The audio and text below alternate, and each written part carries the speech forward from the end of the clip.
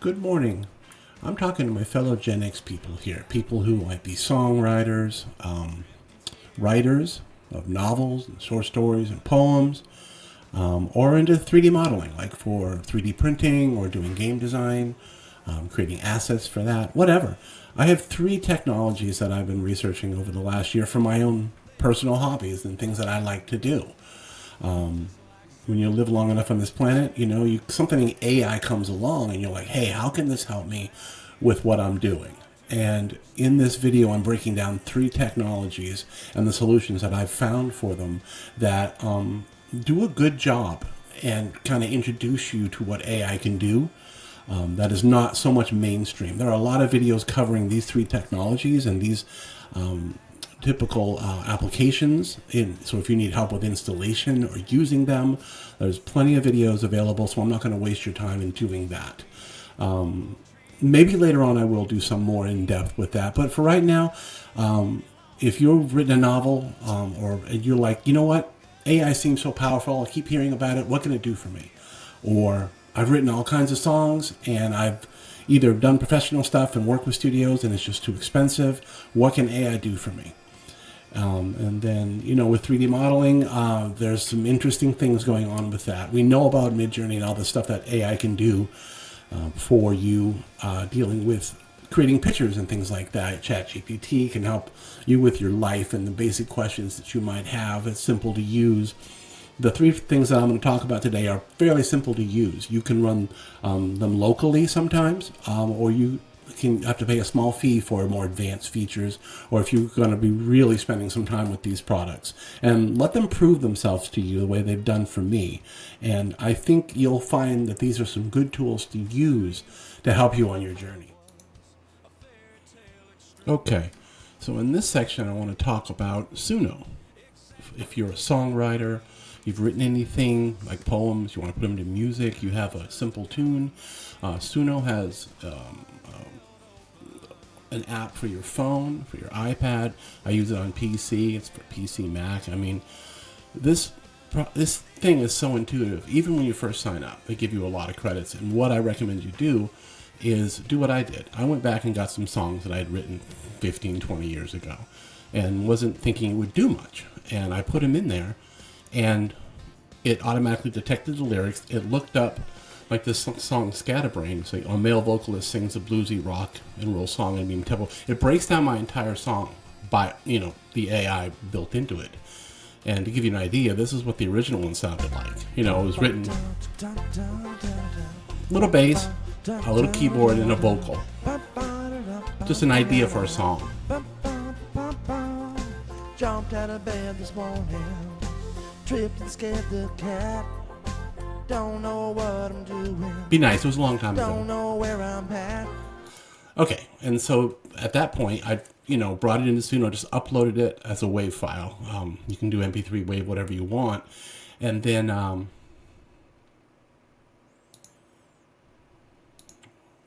went and said, give me a country, based on this song, give me a country version. I told it, some lead guitar, some steel, good country vocal, male vocalist. And this is what it did with it within 10 seconds. You find it, there it is. Same key. You know what that would cost you in a studio to do? Jumped out of bed this morning. Way better than me. Tripped and scared the cat. Don't know what I'm doing. Don't know where I'm at. Put yesterday's clothes on. Got this feeling coming. I mean, over me.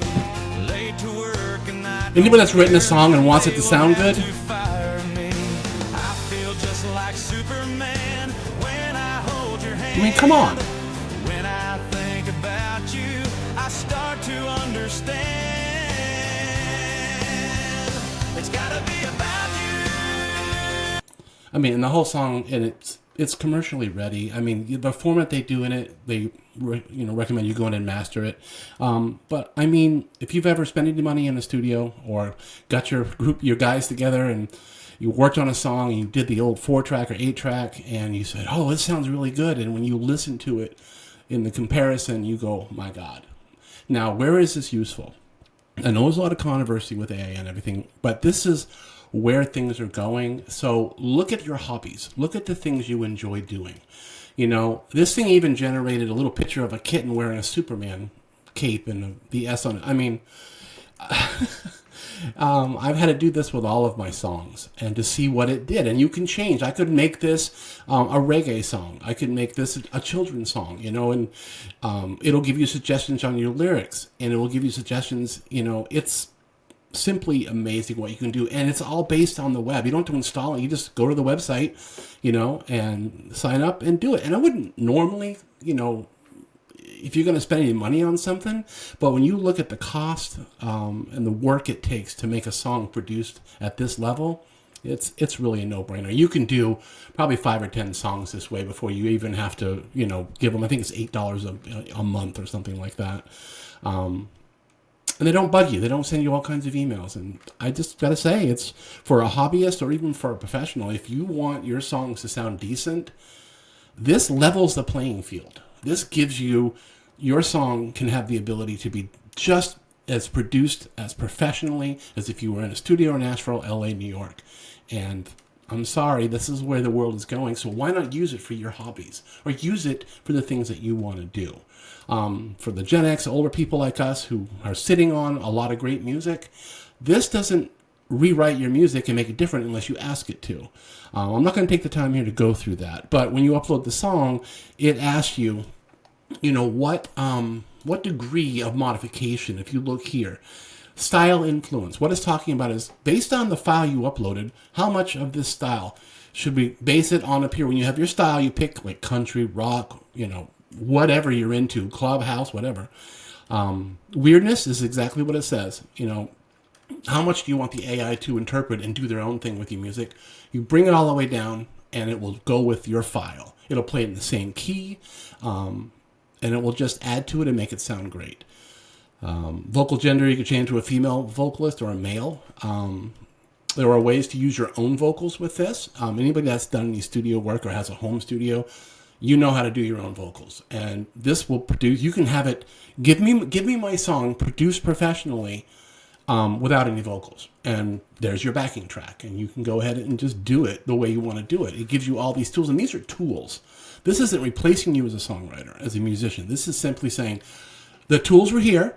And then we got home studios. They went here. And now it's here, where all the other studios are having a really hard time now because they know this is where the bar is. And if the bar is there and you can do your stuff at this level, why not? Even if you're just a hobbyist and you go, hey, I wrote a song, I had it produced, listen to this. And people are going to go, you freaking wrote that? And you go, yeah. You don't have to tell them the rest if you don't want to. That's really up to you. The website is suno, suno.com. And they also have an iOS app. Literally, you can do a beat on your table or just sing the melody of a song, or you can do the lyrics. You can tell it and then sing some of the song. And then in the iOS app, it will just create the song for you. It'll ask you for more lyrics. It will do them for you, but I suggest you would do your own lyrics. And have the song, just have it create the song in the style that you want and give it a try. The website is incredibly easy to use. The iOS app is incredibly easy to use. It's very intuitive. And for Gen X people like us, you won't have any problem at all. Okay, the next one I want to talk about for home hobbyists, for Gen X guys, for people that like to do stuff at home, is how to create your own 3D models for 3D printing. I mean, I have a whole room full of 3D printers over there. And when I found this, I know you can do this online. It costs, but you can also do it on your own computer. It's better if you have a more powerful computer, but the latest version that they came out with of this, I have a 4060 with 16 gigs on it, but it would run on a 6 gig card. My brother has one and it works fine. This is Pinocchio. We called it Pinocchio. There's probably a wrong pronunciation for that, but this is the website, pinokio.co. When you get here, you want to hit the download and go through the installation process. I suggest you put it on your main C drive if you're in Windows, and then configure it inside for the actual download of the LLM models to a bigger drive that you have. I tend to find that local AIs run better if you separate those two things, depending on your hardware setup. So you click on the download, and you have an install for Windows. It's simple. But inside, once it's installed and running, it's going to do some wrappers. It's going to install Python and various things. That's why I like to use a framework like this, so you don't have to install all these dependencies outside of by your, one at a time. There's just like 20 of them. But if you've run anything like this before, you know what I'm talking about. So you want to go ahead and install this. Once you get in there, click on Discover, you're going to find all these verified scripts that install like Comfy UI for doing pictures. There is everything you want to try is probably in here. Magic Quill, I played with that. But Tencent is the one you want to work with right here. It's a low VRAM model, and this is the one that I'm using in this video. And you download the framework. The nice thing about the framework is it has a whole discoverable section, and you can find like maybe 20 or 30 different AIs you can install locally and run them, and it does a very good job. As you can see here, it's a very simple program. I've uploaded a little tiny 2D image of a pug, and if you're doing multicolor printing, you can use the Gen textured shape one, but for regular things you don't need that. It has a new turbo mode, and you can set this however you want it to go. There are some advanced options here, and then you can export it, a new feature, as an STL. So you can put it right into your 3D modeling and make changes to it, or you can send it right to your printer, to your slicer. But watch how fast this works. This is going to start to run, and it's going to create a 3D model for me. It'll be really small. You bring it into your slicer, make any modifications you want, but it turns a 2D image into a 3D image. And you can see it's not perfect. Like, they got the tail this time. Sometimes it's different. When you do the advanced options, you can change, you can automatically remove the background, you randomize, you can bring up your resolution here. When you do the export, you can change a few things here. I really kind of just leave it default. I have played with the fast and the standard version. Standard is for like if you're going to do your own face. It does a pretty good job. It's not perfect. And then you would do high on your decoding mode. You want to bring it up to high. Normally it runs on low. For stuff like this, you can run it on low. And it does a great job. And when you load this up into your whatever you want to do, a 3D modeling program to make some changes. I did that for my brother. He had a cat, and it did perfect on the cat, his face and everything.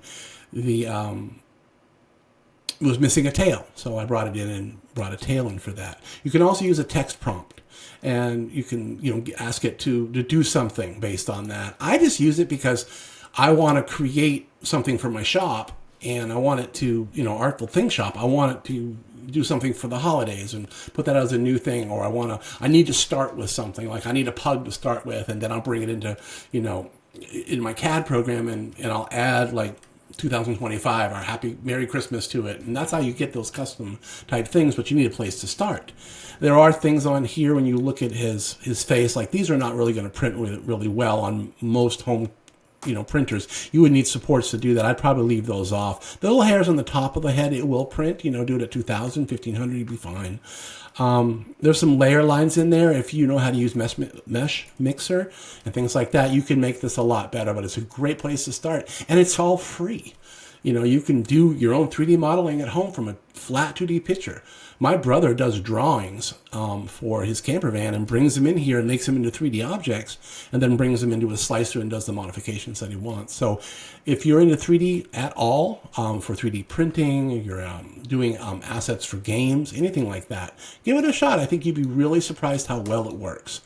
And it does a really good job, and you don't need a real high-end video card to run it. In fact, this one is a low VRAM model. If you want more information on it, let me know, and I can do an install video for you. It will take a while to install, especially the model stuff. So you probably want to give it 15, 20 minutes the first time you install it. But beyond that, there you go. It's how us Gen X and older people are staying in the AI game, is learning about this. All right, the next one I want to talk about is for writers. A lot of Gen X people like me have maybe written entire novels or parts of one, and you go, hey, can I use AI to help me with my writing? Sure you can. But in our brains, we're often thinking it's just a glorified spell checker. And if you've worked with ChatGPT or any of the other, Claude, any of the other ones from Anthropic or OpenAI, it can get really confusing because you're dealing with stuff you wrote, and it may be 75,000 words, 100,000 words.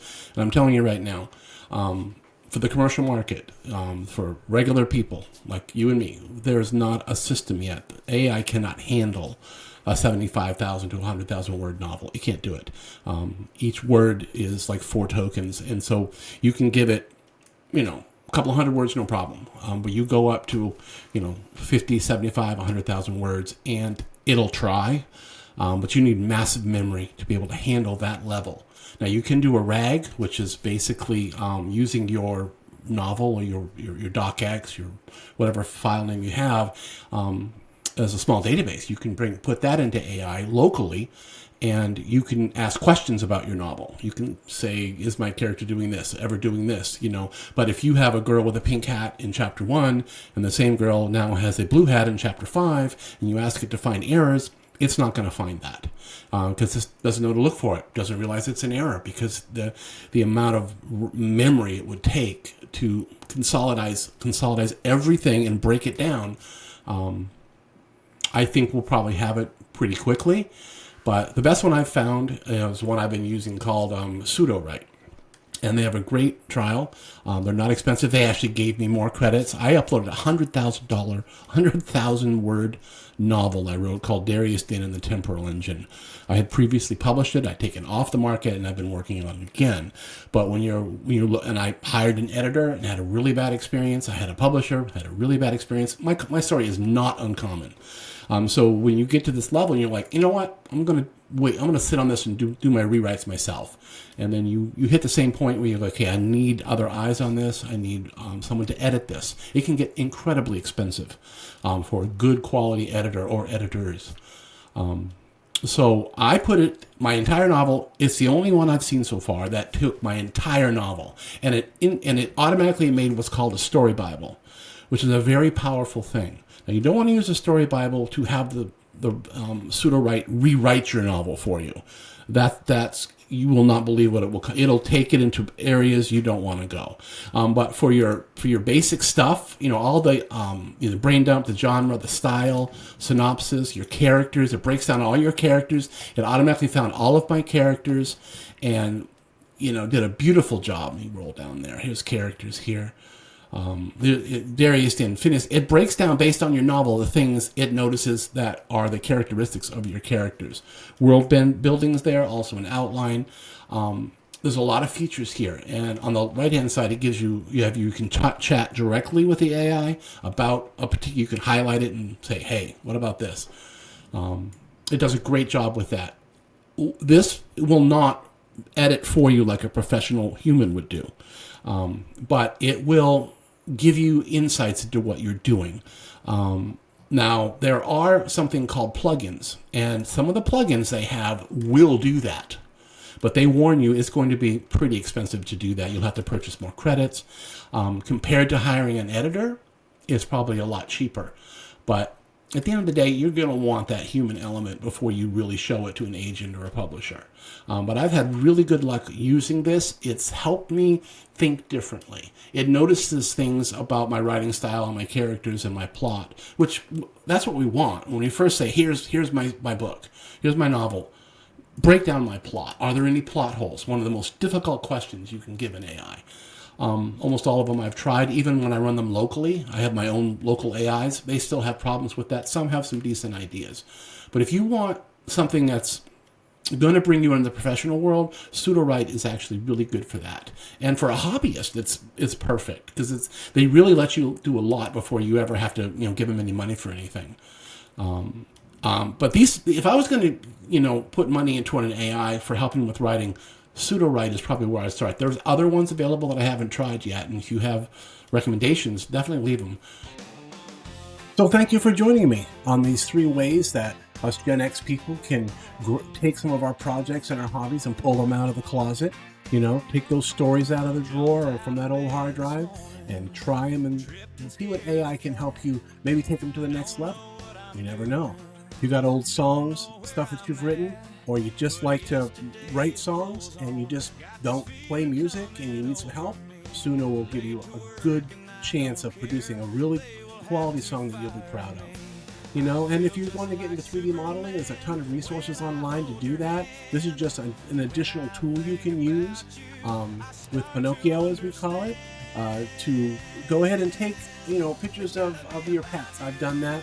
I did one over here. You probably can't see it that well, but I did a little pug Newman that I had and printed him out and started painting him. But, it's just, that was made from a flat image and just 3D printed. And even if you're just doing crafts for yourself or for your loved ones, it's a great way to say, hey, I made something cool, and yeah, I use some modern technology to do it. AI is not just for the young people anymore. Thank you for joining me. Until next time.